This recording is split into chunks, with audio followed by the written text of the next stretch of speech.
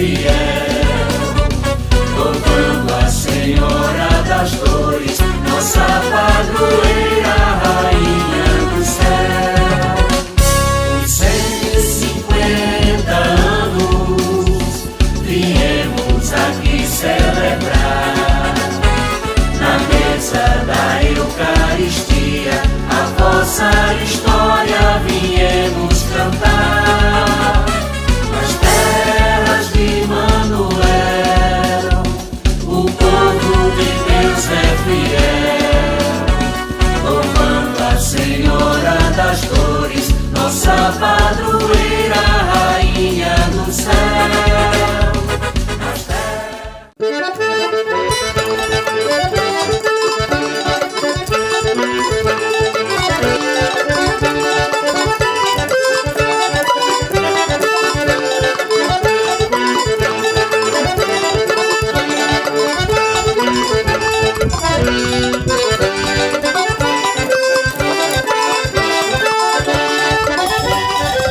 Olá, gente boa do canal Museu do Agricultor.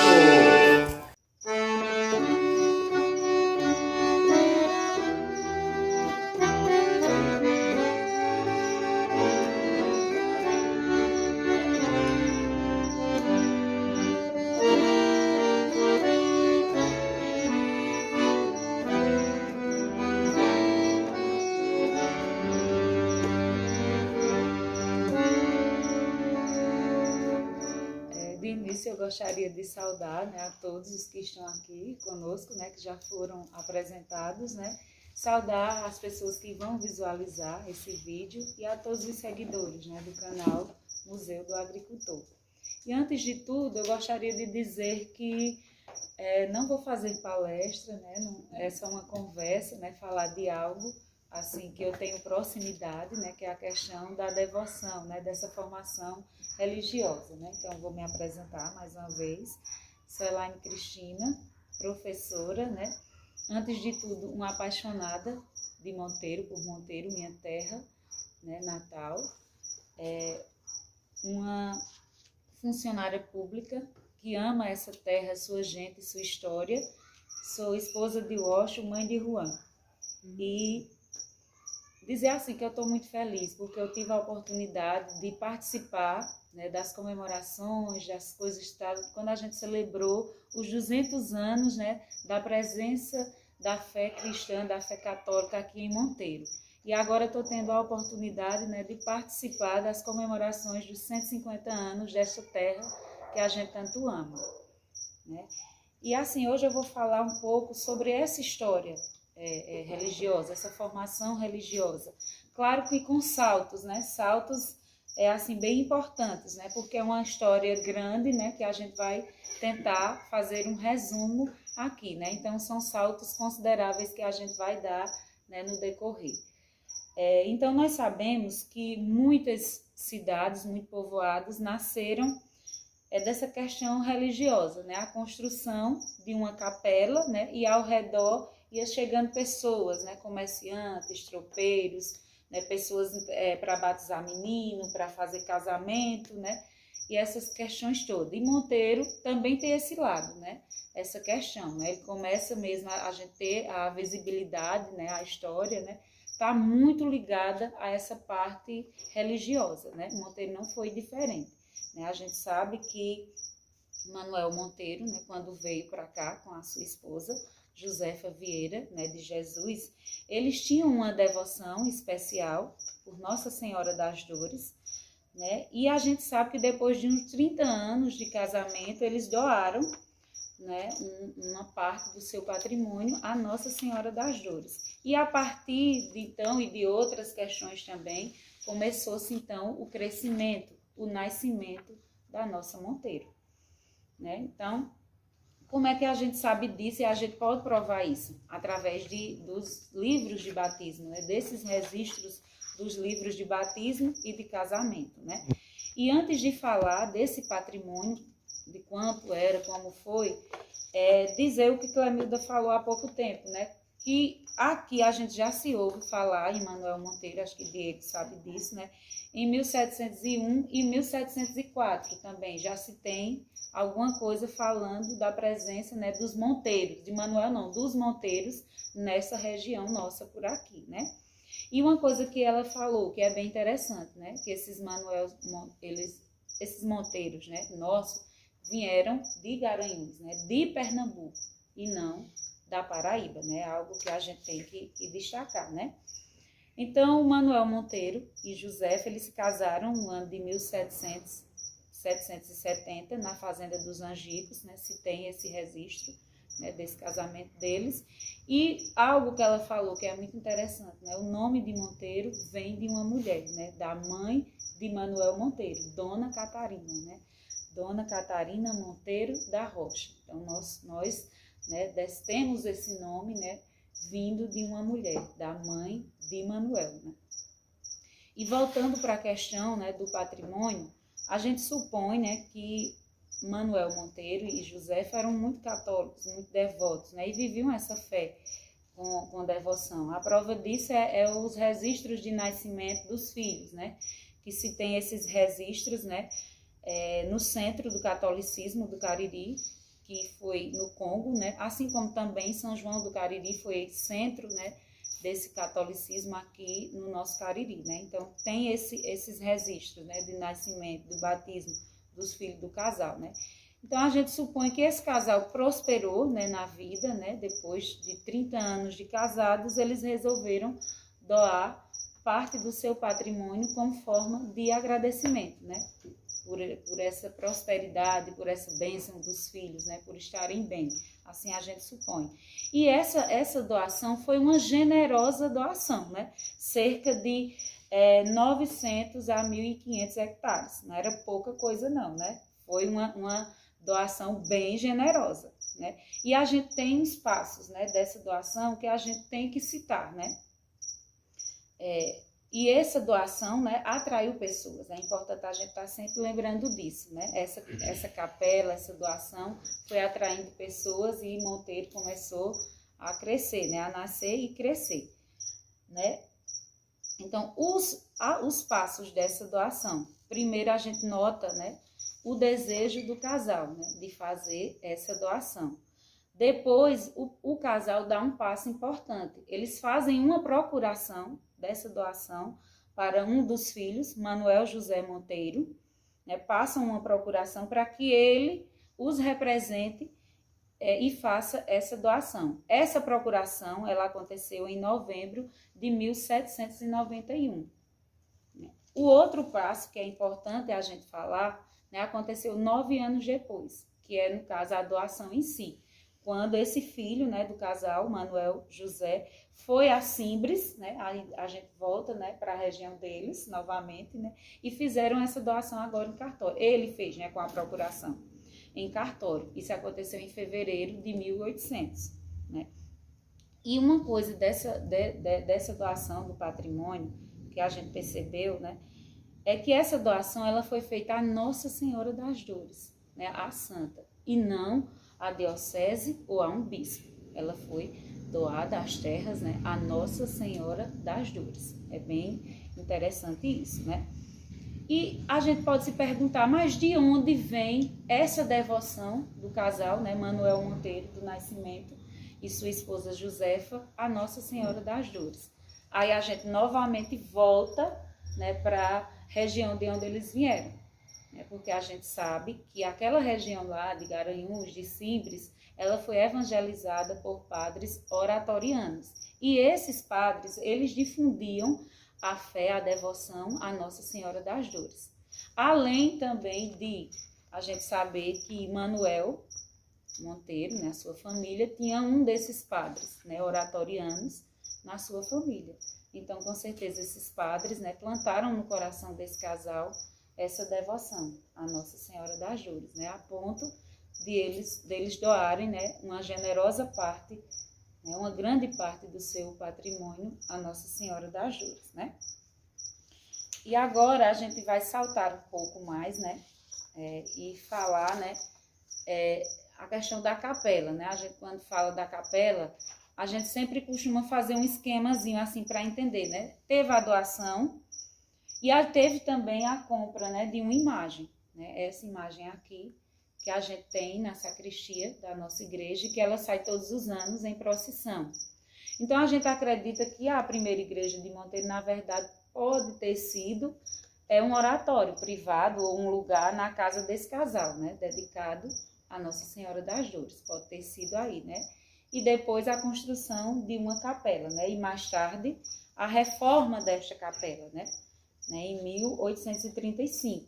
Porque aí a gente teve uma missão capuchinha aqui, né? E aí cita, né? Que teve uma reforma numa capela.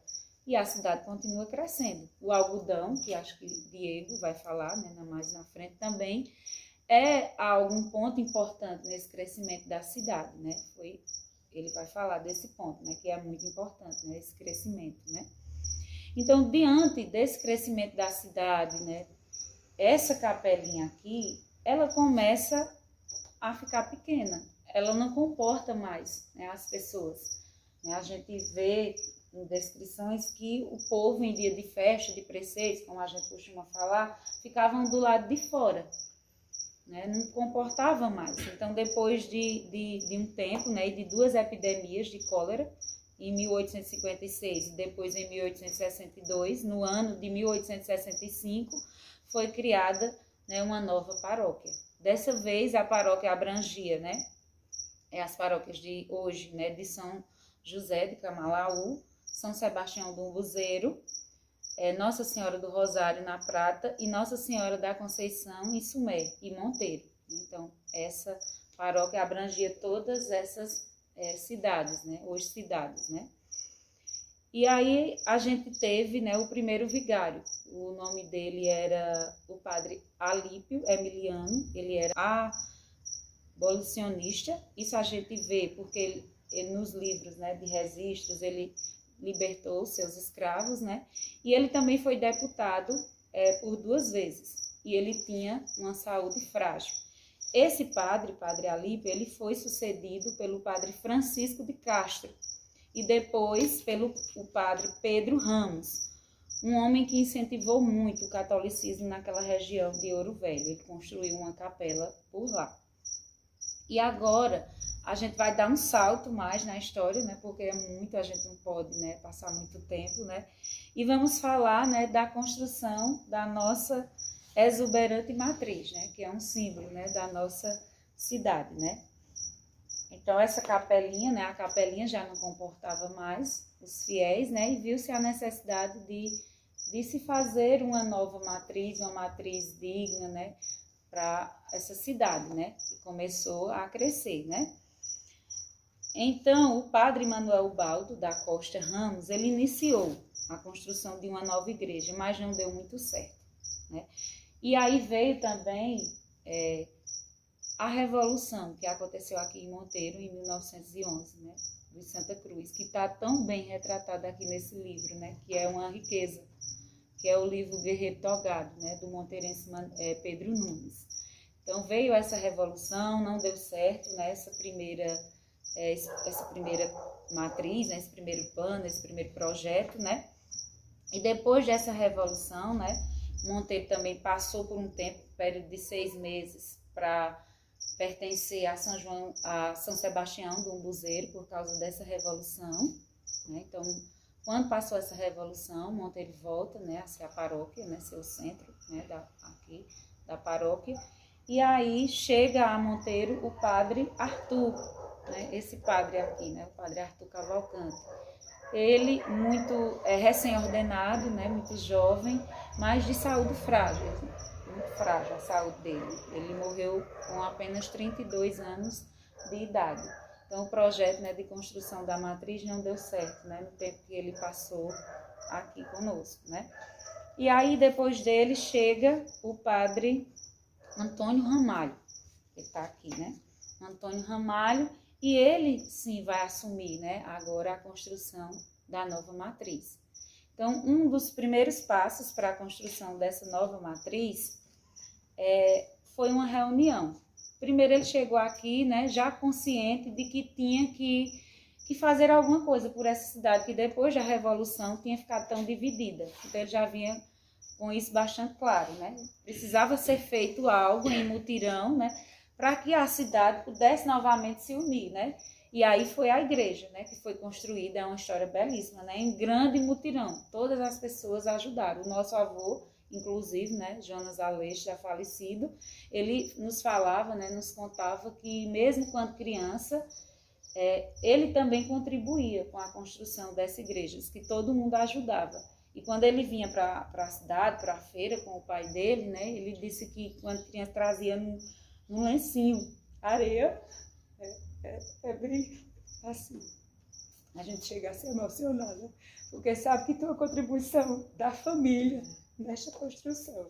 Então ele disse que colocava, né? Ele trazia num lencinho e tinha o maior prazer de colocar naquelas montantes, né, de areia. Então ali tem essa construção, tem isso aqui dele, né? Então, tem um pouquinho de cada um de nós. Né? É uma história construída a várias mãos, né? Uhum. Então, foi feita uma grande reunião, né, com várias autoridades, né, da época, né, vários, vamos dizer assim, segmentos, né, para se arrecadar dinheiro, né, para se apresentar o projeto, né, dessa nova construção. E também foi decidido, né, a compra de uma nova imagem para a matriz, né, para essa igreja, né. A gente já tinha essa daqui, né, que a gente ainda tem, né, mas foi decidida então, não sei, acho que por cuidado, né, para não danificar talvez essa, né, a compra de uma nova imagem. E essa imagem ela foi doada, oferecida, né, pelo coronel Cisena Rafael, ele que é o dono da Fazenda Feijão, né. E essa nova imagem ela foi recebida em grande festa por uma grande multidão, que era cerca de mais de 3.000 pessoas, né, foram receber essa imagem. Isso foi no ano de 1921. Ano passado, em 2001, a chegada dessa imagem aqui na nossa terra, em Monteiro, ela fez 100 anos, né? E essa imagem também, ela tem um fato importante, né? Que ela foi abençoada por o arcebispo metropolitano, né, Dom Adalto de Miranda.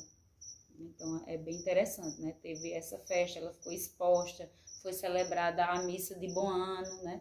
Com ela exposta ali, acho que na praça, né, Diego? Na praça, e é bem interessante, né? Foi uma grande festa, um grande acontecimento, um grande marco na construção também da nova matriz, né? Da nova igreja, né? E aí foi feita uma nova planta, né? Porque a primeira não tinha dado certo, né? Derrubado o trabalho que já tinha feito, e chegou, né, para fazer parte, né, dessas equipes, o grande mestre, né? O mestre Luiz Gomes, né? Depois Diego vai colocar bem direitinho, né, a foto, né? Ele que já tinha mostrado seus talentos e trabalhos, né, nas igrejas da Fazenda Feijão e também em Serra Branca, né? E depois de uma década, né, mais de década, essa bela matriz começa a ficar pronta, né? E aí já muda de padre, né? Passa agora a ser a paróquia, né, administrada pelo cônego Vicente Rodas, né, que foi o sucessor de Antônio Ramalho. E aí ele convidou, né, para embelezar ainda mais a nossa matriz, o Miguel Guilherme, né, que é bem conhecido, né, e ele que fez aquelas pinturas belíssimas que nós temos, né, na nossa matriz. Então ele é uma figura, né, de grande destaque, né, na construção. Parece mesmo, né, nos remete, né, a pinto, né? Então ele foi o pintor, né, daqueles belíssimos desenhos que a gente tem na nossa matriz, né? E outro fato, né, que eu gostaria de destacar é o ano, já vou pular, né? Outro pulo, o ano de 1932, né, ou 31, que foi quando aconteceu a demolição, né, da capela antiga, né, por uma questão de alinhamento, né, da cidade, foi feito um acordo, essa capela foi demolida, e com o seu material foi construída a sacristia, né, da nova matriz, né? Então é um acontecimento que merece também destaque. Outra coisa que eu gostaria de destacar nesse mesmo ano, 1932, é a chegada, né, aqui em Monteiro da primeira igreja protestante, que é a igreja presbiteriana, né? E foi uma grande novidade, né, na cidade, porque até então o catolicismo, né, era quem comandava era o prioritário, né? Então acho que acredito para eles, né, um pouco difícil. É tanto que a gente vê que a construção, né, da presbiteriana, ela não é igual, né, o alinhamento, né, ela é um pouco mais afastada, né? A gente supõe que é por causa, né, desse monopólio, né, da fé católica, né? É um fato importante, né, para a nossa cidade também. Então, nessa história tão rica, tão bonita, né, da nossa formação religiosa, nós temos muita coisa a citar, né? Temos que ter outros momentos, né? Porque é uma história grande, né? Mas a gente vai ficar por aqui. Mas quer encerrar, né? Eu gostaria de encerrar falando um pouco de duas pessoas que eu acho que foram muito importantes nessa formação. Claro que temos muitas, né? Que merecem destaque, merecem ser faladas, que até estão esquecidas, né? Mas hoje eu vou escolher o padre João Jorge, né, que é o holandês, que veio para o Brasil, né, ordenou-se aqui em 1987, inclusive na cidade de Monteiro, né, e é o grande idealizador, né, da herança de Manuel Monteiro, nosso professor, né. Tudo surgiu a partir desse curso de História da Igreja que a gente foi fazer com ele, né. Então nasceu o desejo, né, de se escrever, né, a nossa história também, né? Então, o Padre João, ele hoje é coordenador, né, do curso de Teologia do Seminário João Maria Vianney, da nossa diocese, e é o atual pároco da cidade de Cabaceiras. E ele é, assim, a gente pode dizer que um historiador da diocese, porque onde ele passa como pároco, né, ele começa a pesquisar, né, a história, o passado, né, a origem, né, da devoção católica naquela cidade. Então ele já escreveu livros em São Sebastião do Umbuzeiro, né, a gente tem aqui o livro quando ele passou por lá, né, na sombra do Umbuzeiro, e outras paróquias também. Ele começa, né, a pesquisar e a escrever sobre a história, né, a história religiosa das cidades onde ele passa. E ele despertou na gente esse gosto, né, do Tigre. Ele escreveu sobre o Padre Cotá, que teve uma importante também contribuição, né, na construção da nossa matriz, né. Ele é um historiador e foi ele que despertou esse gosto, né, na gente, né, por pesquisar a nossa história, né, por valorizar, por amar mais a nossa terra e a nossa história. E ele também é um ser humano incrível, né? Um exemplo de humildade, de padre. Eu sou realmente grata a Deus por ter tido a oportunidade de conhecer uma pessoa que tem uma capacidade, um conhecimento, né, tão grande, mas ser tão humilde. Ele é um padre muito humilde, assim, que valoriza muito o leigo, né? O leigo que somos nós, né? Que ajudamos, né, nessa parte, na igreja, né? E também gostaria de falar sobre o senhor Everaldo Valentim, né? O seu Vevé, tão conhecido e amado por todos nós, né? Não só católicos, né? Mas acredito que por toda a cidade de Monteiro, né? Então, seu Vevé, ele é um pequeno comerciante, né? No mercado, ele tinha um pequeno comércio lá, né, de miudeza, né? Ele também, quando criança, né, vendeu pães, né, na zona rural. Ele falou, né, inclusive recentemente, numa homenagem que a escola onde eu trabalho prestou a ele, né, em comemoração aos 150 anos de Monteiro, e ele falou, né, que ia da cidade para os sítios, né, Mocó, aquela região toda por ali, vender pães com um cesto, né, nas costas a pé, né? Então, desde muito jovem, ele é um empreendedor, um trabalhador, né? E ele foi também administrador do abrigo de idosos aqui da nossa cidade, né? E zelador por muitos anos do apostolado da oração. E um dos primeiros ministros da Eucaristia aqui de Monteiro, né? E membro de tantas pastorais, de tantos movimentos da nossa igreja. E era um tirador de novena, como a gente chama, né? Ele tirou muita novena na zona rural, principalmente, né? Então, ele ia para diversos sítios, né? Rezar as novenas, né? De várias devoções, não só de Nossa Senhora, né? Mas e outras devoções também. E um fato interessante de seu Vevé é que ele é um romeiro do Padre Cícero. Ele tem mais de 50 anos, né, de romaria, e nesses 50 anos de romaria ele totaliza mais de 100 viagens ao Juazeiro. E ele dizia, né, que Quem andava com ele para o Juazeiro era para rezar, ia rezando e cantando, né? Não era para ir todo jeito, não, era rezando e cantando, né?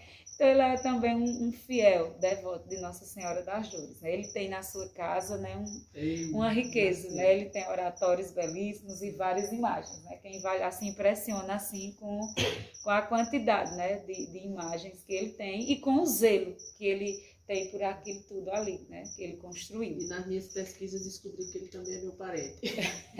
E também é um bom forrozeiro, né? Um marcador de quadrilha e um bom forrozeiro, né? Então, seu Vevé é um católico zeloso, um servo de Deus, um exemplo de cristão, né? Que merece ser citado. E nestes dois, a gente homenageia tantos católicos, né? Tantos fiéis devotos, né? Que construíram toda a nossa história, né? E que tem contribuição, né, na construção dessa igreja, não só o prédio físico, né, mas da igreja viva, né, que somos. Então, meu agradecimento a todos, né, e temos muita coisa ainda, né, para falar dessa parte, né, mas para outros momentos. Hoje a gente fica por aqui. Ô Diego, eu imagino o orgulho. Vira aqui um pouquinho. Eu imagino o orgulho que o padre João de hoje vai estar de vocês, viu? Vocês são os discípulos, show de bola. Eu quero aproveitar para dizer, já que ela falou aí desse assunto, quando começou essa escola de teologia, não era só Monteiro, era Sumé, São João, Serra Branca. É a forania hoje, né? A forania Cariri 2, né? Umbuzeiro, Camalaú, Tigre. E Prata, né? Prata, né? Mas eu quero dizer a vocês assim, que só Monteiro escreveu o livro. Todos tiveram a mesma oportunidade, né? a mesma direção, mas só Monteiro que concluiu o livro. Quer dizer Porque o outro, ele tinha, o de Umbuzeiro ele escreveu sozinho. As outras paróquias foram estimuladas, mas só Monteiro escreveu a sua história. Nem mesmo assim, São João do Cariri, que é a mãe, né? A igreja mãe do Cariri, né? Não conseguiu. Então a gente assim pegou a sério, com paixão mesmo. Assim, e a gente sabe que tem lacunas, tem falhas, mas a gente tem muito orgulho, né, de ter contribuído, né, para esse resgate, né, de parte da nossa história, né, que é essa formação religiosa, né, essa devoção. Como eu sou agricultora, eu posso dizer que isso é um solo fértil, esse solo de Monteiro, que ele jogou uma sementinha e a sementinha frutificou, né? Cheiro no oco dos olhos, não importa já. Quem é o próximo agora? Sim, vamos lá. Qual é a música que tu escolheu? O hino da nossa padroeira.